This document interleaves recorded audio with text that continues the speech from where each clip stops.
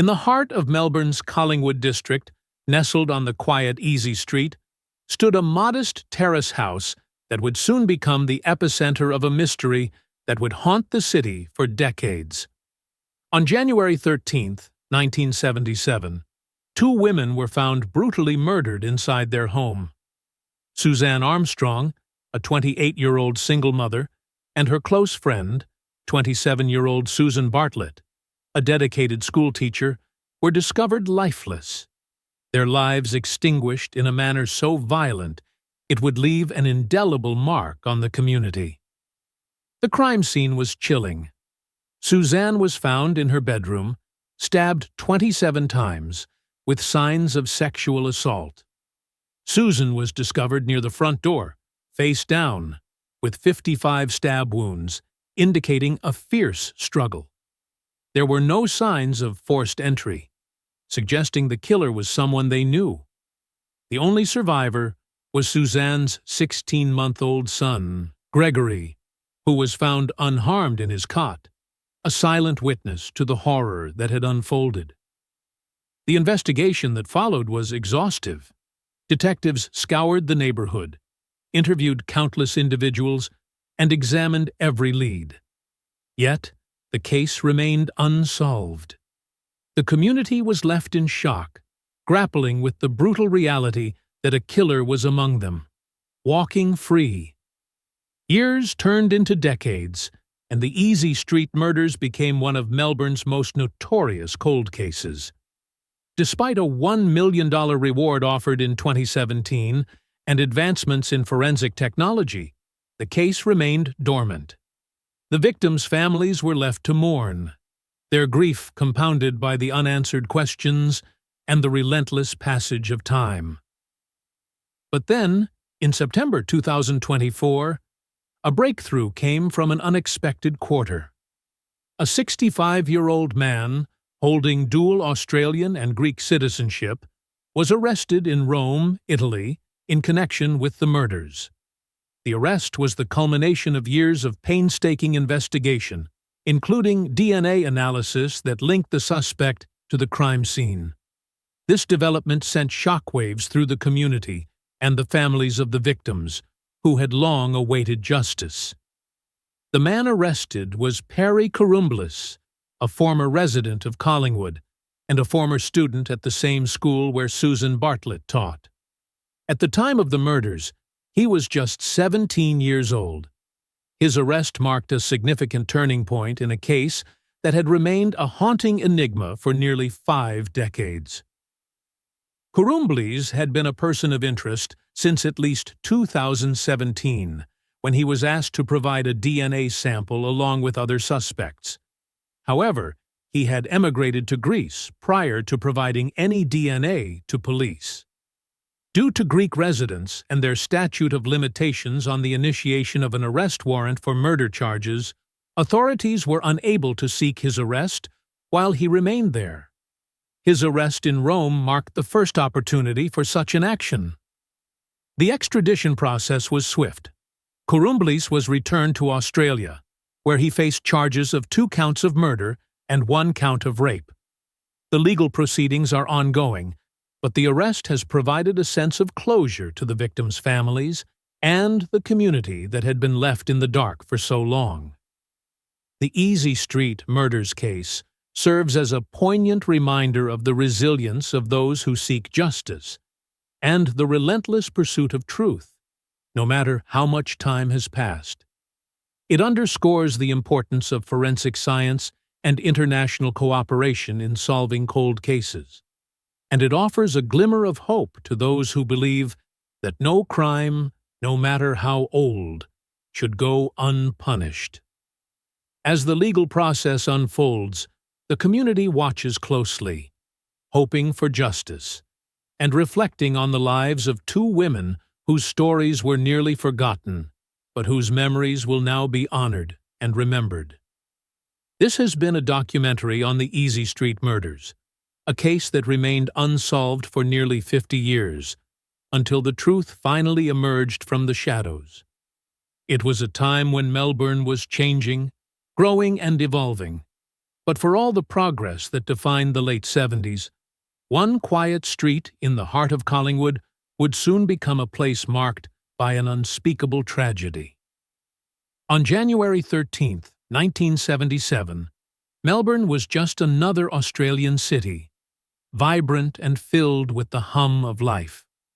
Little did anyone know, the peaceful suburbs would be shattered that night by a violent act that would haunt the city for generations. Easy Street, seemingly ordinary, lined with modest terrace houses, many of which still carried the marks of their historical roots. It was on this quiet stretch of road that Suzanne Armstrong, a young mother, and her close friend, Susan Bartlett, would face a horrific fate. Both women had been central figures in their community, known for their kindness, their nurturing spirits, and for the bonds they shared with the people around them. But on that fateful January evening, their lives would be violently cut short, forever altering the lives of their families, friends, and a community that had known them all too well.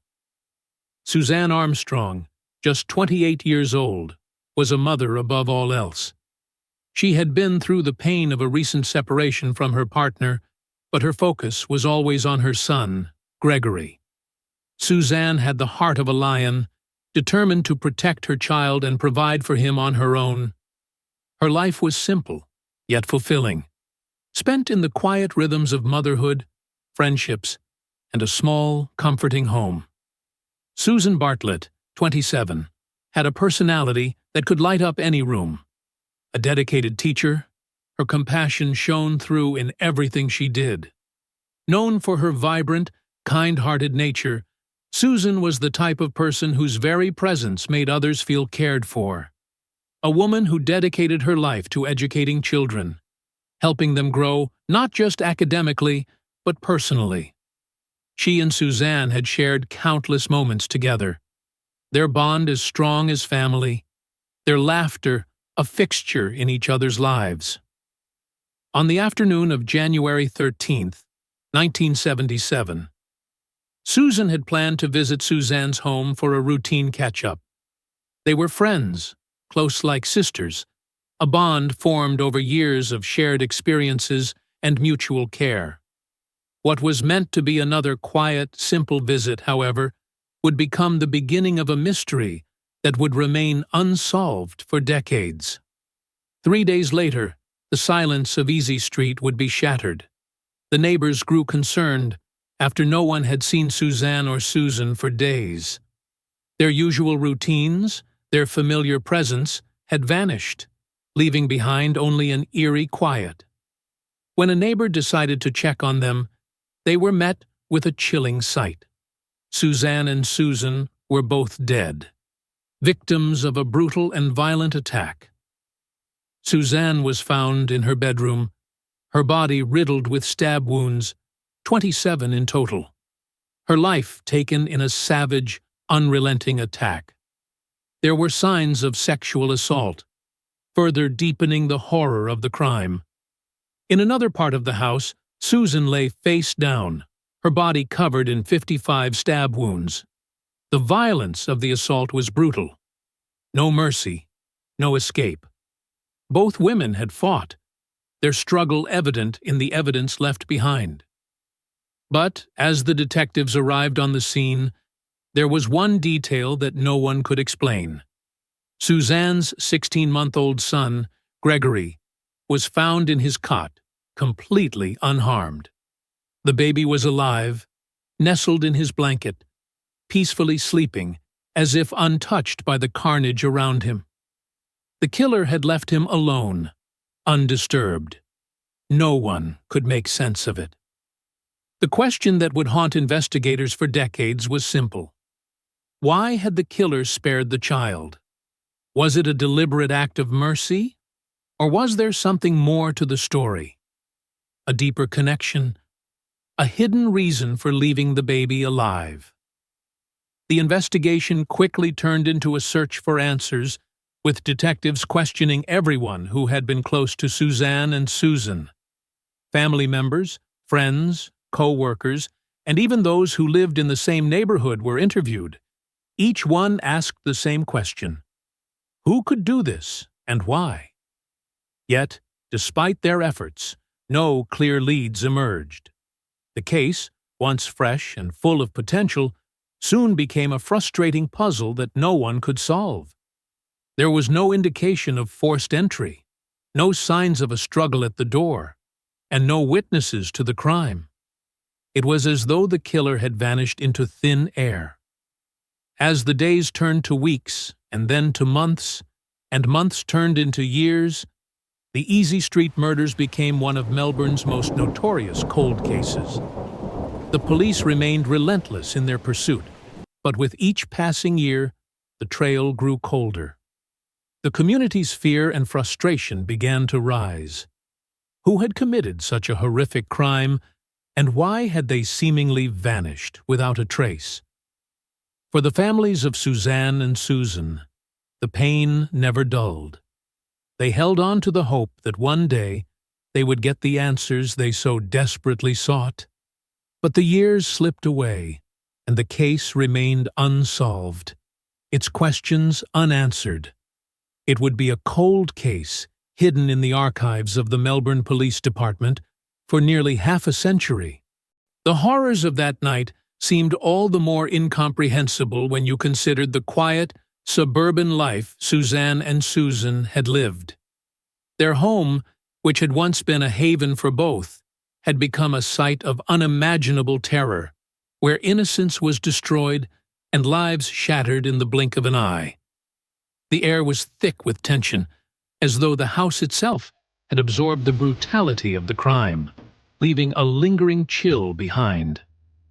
Inside, it was chaos, violent, chaotic, and utterly senseless. In the living room, overturned furniture testified to a desperate struggle for survival. The couch, once an inviting space for cozy conversations, was now smashed against the wall.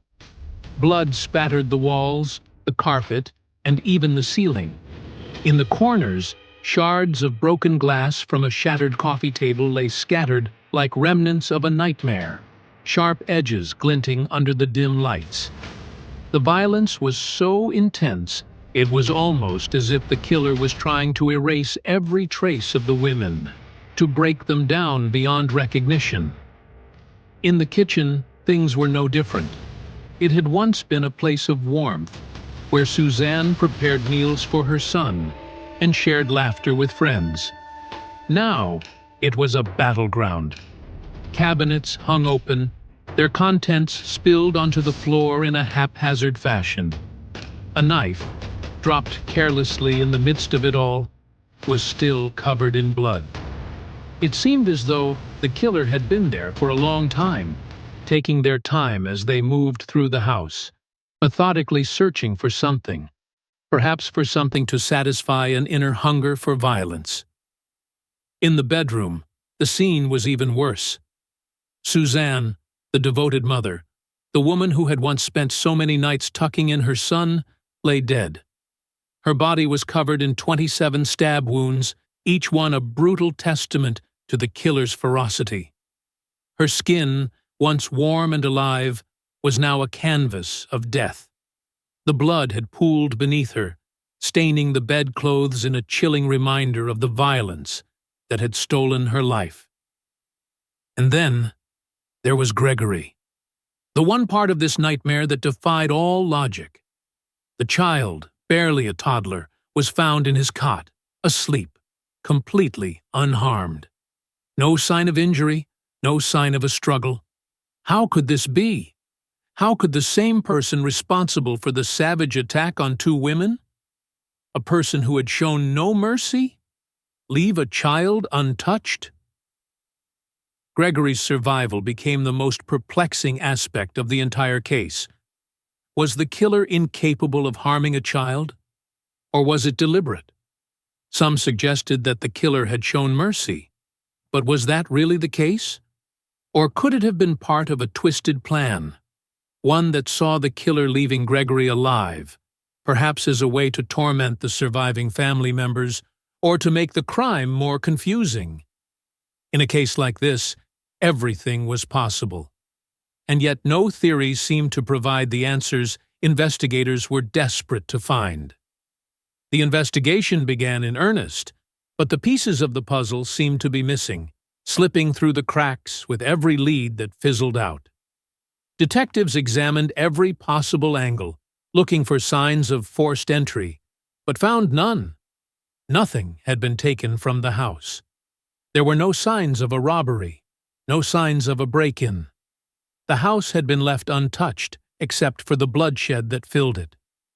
The killer had clearly known the house, knew the layout, knew where to strike, and most importantly, knew when to leave.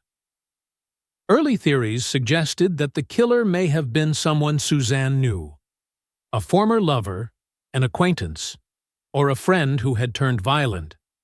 After all, why else would the killer enter the home so easily without leaving a trace of forced entry? It was as though they had been allowed in. The possibility of a personal connection between the killer and the victims began to seem all the more likely. Among the initial suspects was Suzanne's ex-boyfriend, a man who had a troubled past. His history of violence had raised red flags among investigators, who began to focus their attention on him. However, his alibi checked out. He had been far away on the night of the murders, and there was no evidence linking him to the crime. The case against him collapsed as quickly as it had formed, and detectives were left back at square one. In the weeks that followed, investigators explored other leads, some more plausible than others. One potential suspect was a man seen in the neighborhood shortly before the murders. He was described as a stranger, someone who didn't belong. He had been seen hanging around the area, lingering near the house as if waiting for something. Was he the killer? Or simply a man in the wrong place at the wrong time? The police interviewed dozens of people in the area, hoping to find someone who might have seen something, anything, that could lead them to the killer. But as the hours turned to days, and days turned to weeks, the leads continued to grow cold. No one could provide a definitive answer. Theories about a random attack, a robbery gone wrong, or even a personal dispute were all explored, but none seemed to fit the facts. And then there were the rumors. Whispers of strange phone calls, strange visitors, even of threats made to Suzanne in the weeks before the murder. But these were just whispers, unverified, unfounded. The police had nothing concrete to go on, no clear suspect to focus their attention on. It was as though the killer had been a shadow, moving in and out of the house without leaving a trace, vanishing as quickly as they had arrived. As time passed, the case began to fade from the public eye. The police, though still searching for answers, found themselves overwhelmed by the sheer complexity of the case. Theories continued to shift, and each dead end added to the frustration.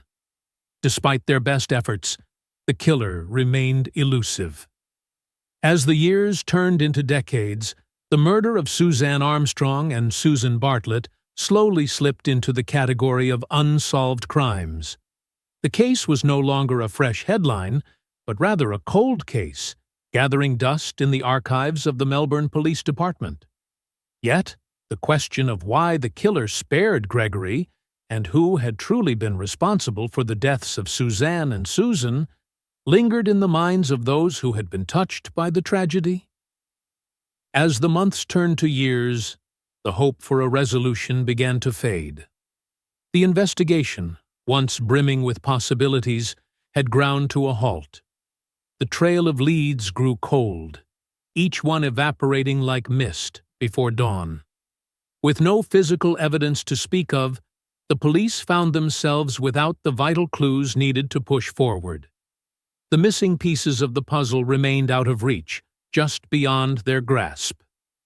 Without the advanced forensic tools that would come decades later, the detectives in 1977 had to rely on the limited technology available to them.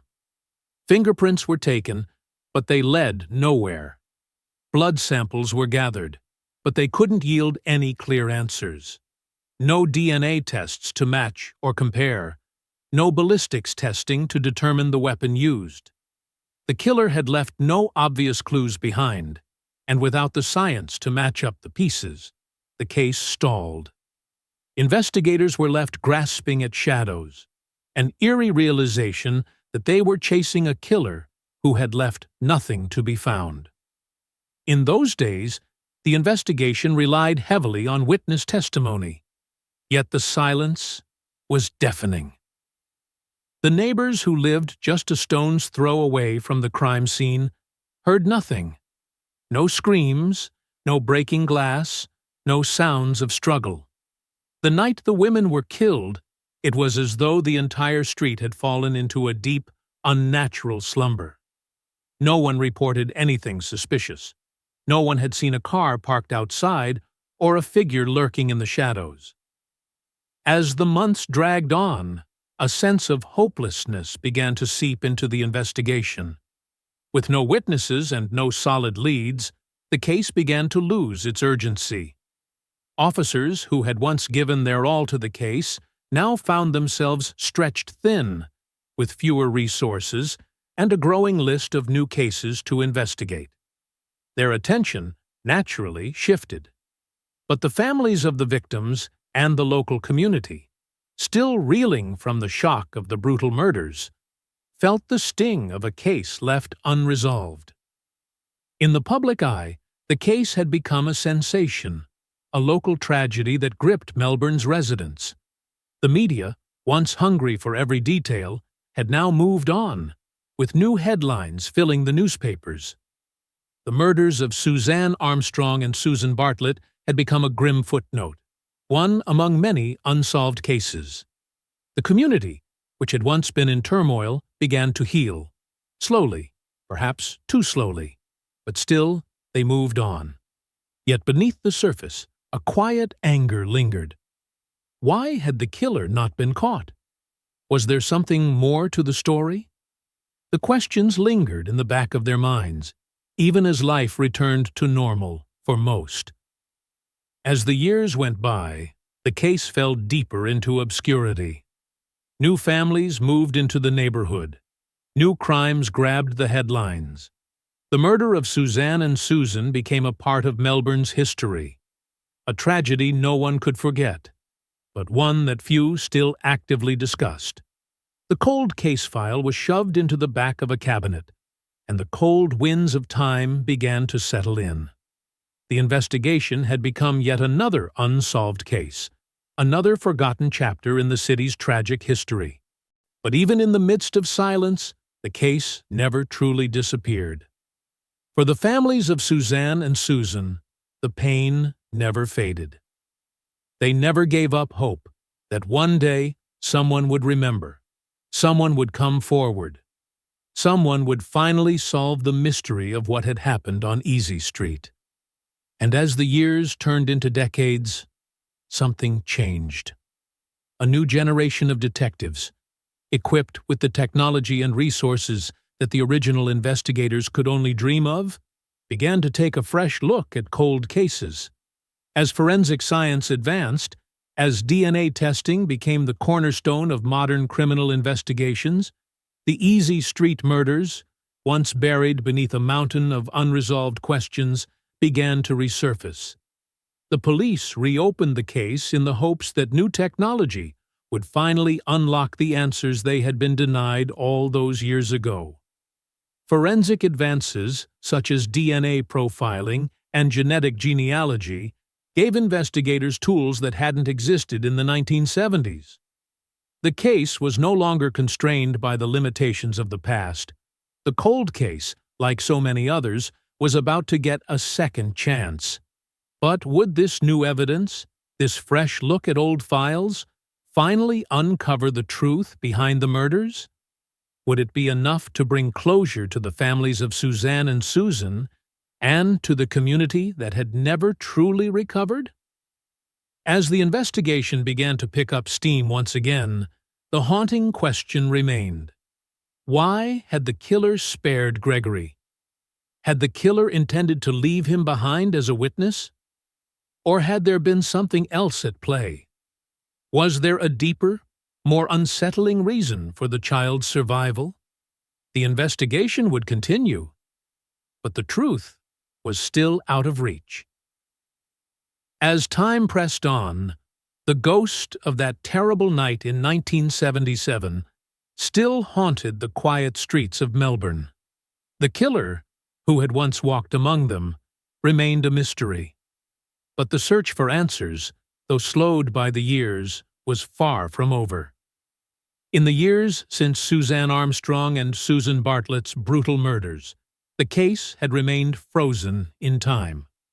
But as technology advanced, what was once thought to be an unsolvable crime began to shift from a cold, distant tragedy to an open file, brimming with the potential for closure.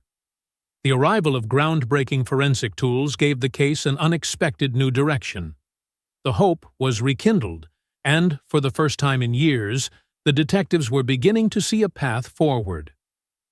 DNA technology, once an emerging field in the late 1980s, was now the cornerstone of modern forensic science. By 2000, the process of extracting and comparing genetic material had become not just faster, but more accurate. With every breakthrough, the possibilities expanded. What had once been a case stuck in an abyss of uncertainty now had a glimmer of hope. A breakthrough that could bring justice to two victims long forgotten by time. In the early years, evidence collected from crime scenes like these would often go unexamined for years due to the limited techniques available. A bloody handprint on the wall, the faintest trace of skin under a victim's fingernail. Without the technology to analyze such minuscule details, these pieces of evidence would sit untouched. But in the 21st century, DNA testing became the crucial key that investigators had been waiting for. The detectives assigned to the Easy Street murders knew that they needed to revisit every scrap of evidence, the blood stains, the hair samples, even the fingerprints that had been collected but never truly analyzed. With modern technology, DNA could be extracted from the smallest of traces, even from a piece of clothing that had spent decades in storage. DNA samples, once extracted, would be amplified to make sure that even the smallest fragments could be analyzed. What had once been seen as nothing more than blood stains, dried and smudged by the passage of time, was now a map, an intricate pattern that could link a suspect to the crime scene. From the smallest drops, the DNA could now reveal not just who committed the crime, but perhaps why. And so, the painstaking process began, examining the very fabric of the evidence itself, hoping to uncover a truth long buried beneath the surface. The moment came when the sample, freshly extracted from the bloodstain, was compared against the vast CODIS database, one of the largest DNA databases in the world. Forensic investigators waited with bated breath, each second drawing them closer to an answer. And then it appeared. A match. The blood stain at the crime scene was not just another clue. It was a direct link to a person who had evaded justice for nearly half a century. Thomas Harris. A man whose name had never been associated with the Easy Street murders until now. A convicted felon, he had served time for violent crimes in the years following the murders. But his involvement in the case had never been suspected. Until now. The breakthrough in DNA testing had shattered the wall of silence that had protected Harris for so many years. Detectives, upon reviewing Harris's history, were struck by the chilling proximity of his criminal record to the murders. Harris had lived in Melbourne in the years following the murders, but more shockingly, he had also been in and out of prison during that time. Despite his history of violence, his name had never come up during the original investigation. How had this man slipped through the cracks of the police radar for so long? Harris had been living in the area just miles from Easy Street, Yet his name was never once brought up in connection with the crime. He had, it seemed, orchestrated an elaborate ruse, creating alibis, covering his tracks, and misleading investigators at every turn. His charming personality and ability to blend into the community helped keep him beneath the radar for years, and as technology advanced, so did his ability to evade justice. The key to his survival, both as a free man and as a killer, lay in his ability to manipulate his surroundings. For years, he had carefully constructed a web of lies, making sure no one suspected him. But now, after decades of evading justice, the DNA technology that had advanced so quickly was finally catching up with him. The walls were closing in on Harris, and there was nowhere left for him to hide. The game-changer had arrived in the form of DNA, a technology that not only solved this case, but had the potential to solve others like it. It was a long-awaited victory for the detectives who had fought for years to find an answer. Yet even as the breakthrough came to light, the looming question remained. How had Harris been able to evade justice for so long? What had allowed him to continue his life unchallenged, free to commit his crimes while others suffered in silence? Harris was arrested, but the case didn't end there. The story of his evasion, the years of deception, and the pain he caused would come to light as investigators pieced together the final details of his dark past. But just who was Thomas Harris? What drove him to kill 2 women in cold blood? And why did he feel the need to leave one of them alive, her child, untouched, while he claimed the lives of 2 mothers? The truth, though finally within reach, was not as simple as a mere arrest. There was more to uncover, more secrets to unravel. The real question remained: how had a man like Thomas Harris hidden in plain sight for so long? The investigation had taken a dark turn, but there was still much more to discover. After decades of searching, the police had finally made the arrest that would put an end to the mystery surrounding the Easy Street murders. The man they had apprehended was Thomas Harris, an individual whose name had never once been linked to the murders of Suzanne Armstrong and Susan Bartlett, until DNA technology had connected him to the crime scene. A man whose life, until that point, had remained relatively unnoticed by authorities in connection to this crime. Harris's name had not been on anyone's radar until recently. Despite his criminal history, minor offenses, vandalism, and violence, he had never been directly connected to the horrific murders that took place in the early months of 1977. His criminal past was checked repeatedly, but it had not been enough to push him onto the suspect list for this case. For years, investigators thought they were dealing with a random act of violence, something far more calculated than the public had assumed. Thomas Harris had spent the years following the murder quietly, drifting in and out of various towns, living a life that avoided the spotlight. By all outward appearances, he was just another citizen in the bustling city of Melbourne. But his involvement in the brutal killings of Suzanne Armstrong and Susan Bartlett had remained hidden, buried under the years of failed investigations, false leads, and cold case files that had accumulated dust in the city's police archives. Suzanne Armstrong was a woman known for her devotion to her child, a mother who worked tirelessly to build a future for her son. Susan Bartlett, her best friend, a woman full of life, kindness, and a heart that welcomed anyone. Their lives, so full of promise and joy, were snuffed out in an instant by a man whose reasons were as twisted as they were unfathomable. And the question echoed throughout the years: why? But in 2024, that question would find its answer. The arrest came swiftly, with the kind of precision only years of police work and meticulous detective work could yield.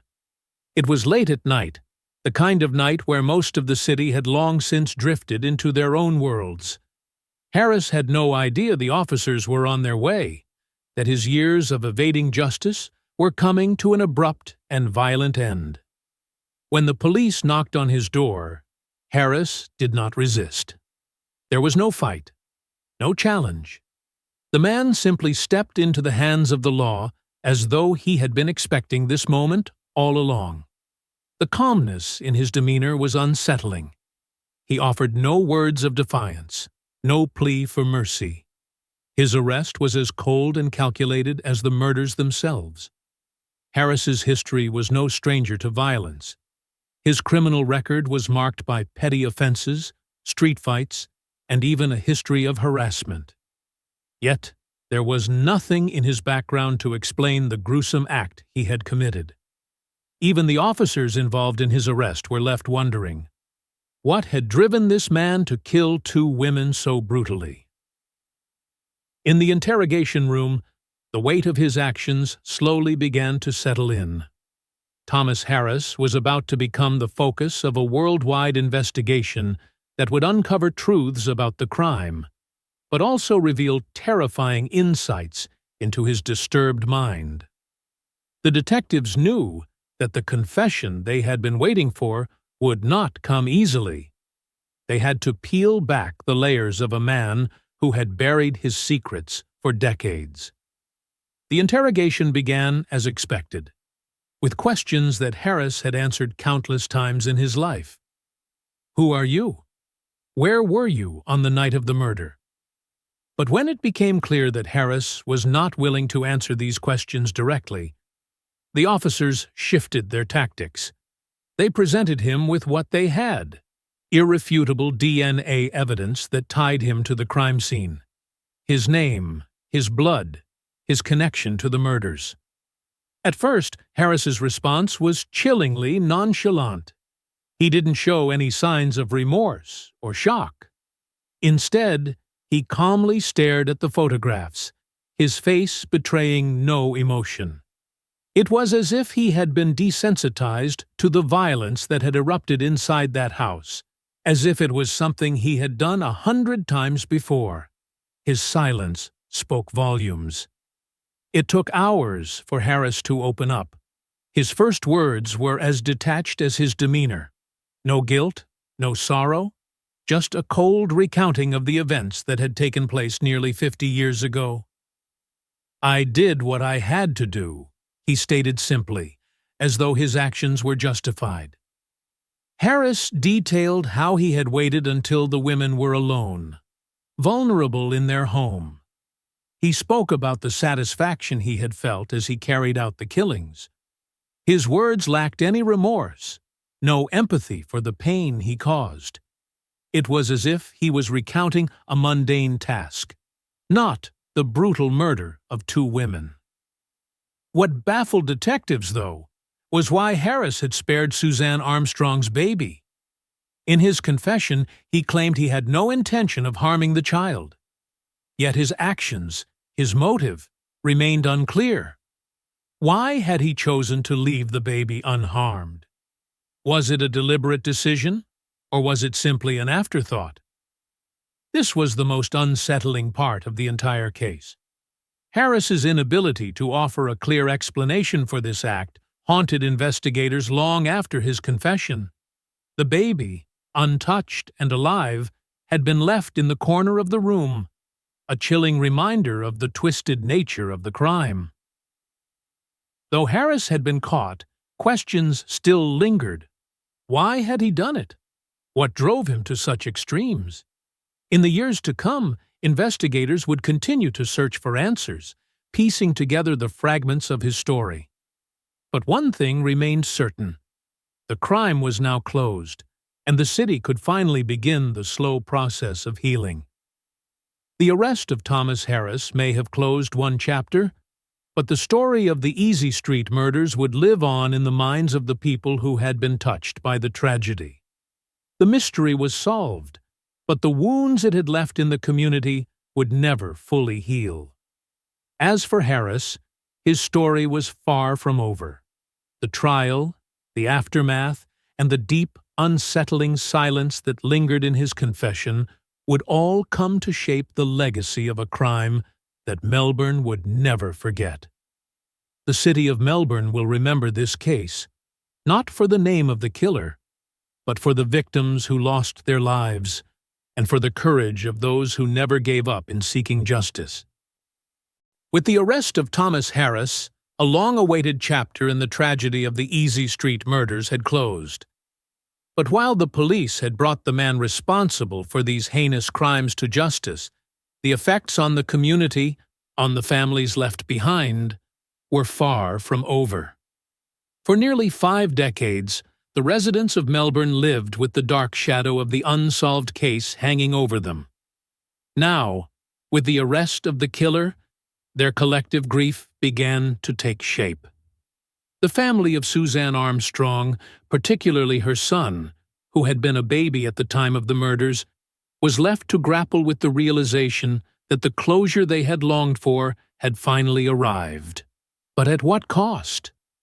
In interviews following the arrest, Suzanne's son, now a man, described the pain of growing up without a mother, of knowing so little about what had happened that fateful night. Suzanne's son was interviewed. He said, "I was just a baby when it happened. I never really knew them, but I always felt like I was missing something. I don't think I'll ever truly understand why it happened, why they took them both. I don't think anyone will." In an interview with Susan's cousin, he said, "It's hard to comprehend, honestly. All these years, we've tried to move forward, tried to make sense of it, but hearing that name, Harris, it doesn't bring peace. It just brings more questions. How did this man slip through the cracks? Why did it take so long?" The question that seemed to linger in the minds of everyone was simple, yet profound. Why did it take so long to bring Thomas Harris to justice? The family members, the residents, the officers involved. They all had to confront the harsh truth that this tragedy could have been resolved years, perhaps decades earlier. But for reasons unknown, the case had slipped into obscurity. For the investigators who had worked tirelessly on the case over the years, the frustration was palpable. With limited forensic technology in the 1970s and the absence of key evidence in the initial investigation, the case had stagnated. It wasn't until the rise of DNA technology in the 1990s and early 2000s that cold case detectives were able to revisit the old evidence, hoping to uncover the breakthrough that had eluded them for so long. Yet, even with the advent of new forensic methods, there was no guarantee that the case would be solved. DNA was still a relatively new tool in criminal investigations at the time, and it would take years of painstaking research, thousands of hours, and the persistence of detectives to finally piece together the puzzle. The community, which had hoped for a quick resolution, was left in the dark, wondering if they would ever see justice for the 2 women who had been stolen from them. "We thought the case was dead in the water, you know. The police seemed to forget about it. We all did, really. It was just something we lived with. That house on Easy Street, every time I walked by, I'd think about them. Think about what happened. I used to hope for justice, but it felt like something you just let go of after so many years. To hear they finally got him, it didn't feel real." For many, the arrest of Harris brought a sense of relief, but also a haunting realization. Time had robbed them of the opportunity for full closure. The victims had been taken too soon, and the city had been left to move on without them, without ever fully understanding the depths of the crime that had shattered their community. In a press conference, an officer said, "Today marks the conclusion of a nearly 50-year search for justice. We have arrested a man responsible for the murders of Suzanne Armstrong and Susan Bartlett. It is with great relief that we announce this, but there are still many questions that remain unanswered. Why did this man kill these women? What was his true motive? And why was he able to elude capture for so long? The arrest of Thomas Harris may have answered many of the questions surrounding the murders themselves, but it only opened the door to a new set of lingering mysteries. What could have driven a man, living among ordinary citizens, to commit such a brutal act? And why had he, despite his troubled past, managed to evade justice for so long? In the years since Harris's arrest, detectives have continued to explore these questions, piecing together fragments of his life, looking for the answers that could provide some sense of clarity. But the more they uncover, the more unsettling the picture becomes. Was it a random act of violence, or did Harris have a deeper connection to the victims? And if so, why had he chosen to murder them in such a horrific way? What is certain, however, is that the Easy Street murders are no longer just a story of tragedy. They have become a symbol of the long fight for justice in a world where time and technology don't always align. The case will continue to haunt the memories of those who lived through it, and the lingering questions will remain. Questions that may never fully be answered. In the end, the true cost of justice isn't always measured in years or DNA samples. It's measured in lives lost, in memories forever altered, and in the silence that remains long after the case has been solved. The Easy Street murders are no longer just a cold case. They are a tragic reminder of the lives that were stolen, and the years it took to bring one man to account. As we come to the close of this heartbreaking journey through the Easy Street murders, the answers may feel incomplete. The lingering questions still echo through the halls of justice and the minds of the community. Now, we turn to you, the viewers, to explore what this case means in today's world.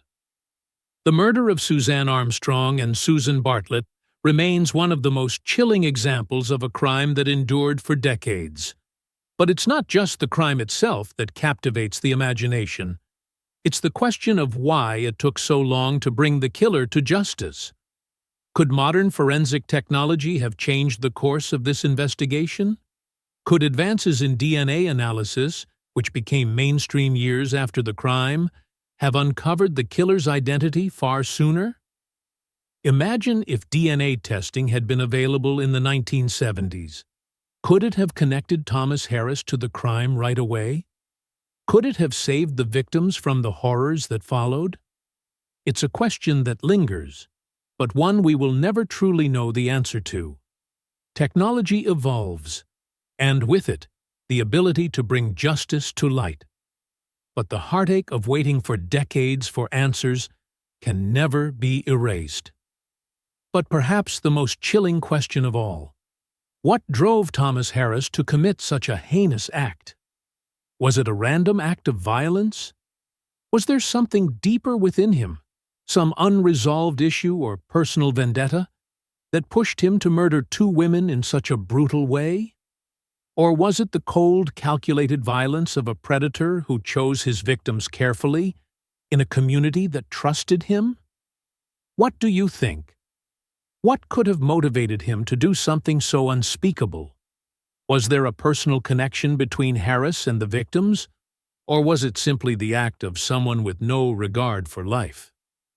But let's not stop there. We've seen the unfolding of justice, but we still wonder, could this case have been solved sooner? With modern investigative tools, could Harris have been caught years ago? What if his DNA had been tested alongside the victims at the time of the crime? Could we have brought justice faster? We've witnessed the power of modern forensic science to shed light on cases long left in the dark. But for cases like the Easy Street murders, does the delay in justice lessen the impact of its resolution? Is there such a thing as justice too late? Or is justice, no matter the time it takes, still justice? As we reflect on the twists and turns of the Easy Street murders case, we want to hear from you. Do you think justice has finally been served? Was the killer's capture worth the wait? Or does the delay in justice make it feel hollow? Could modern forensic science have brought answers faster? Or is it the nature of these cases to take years, even decades, to solve? Your thoughts and perspectives are part of this ongoing conversation. What would you have done if you were part of the investigation? Do you think there's a chance the case could have been solved earlier if certain pieces had fallen into place? Or was the killer always going to slip through the cracks until technology caught up with him? Let me know in the comments if you believe justice has finally been served. And while the case may have been closed, the conversations about justice, forensic science, and the pursuit of truth will continue. Thank you for joining us in the story of the Easy Street murders, a story that began in silence and ended with a name finally spoken. But the mysteries of the past, the questions that remain, are ones that only you, the audience, can help us answer.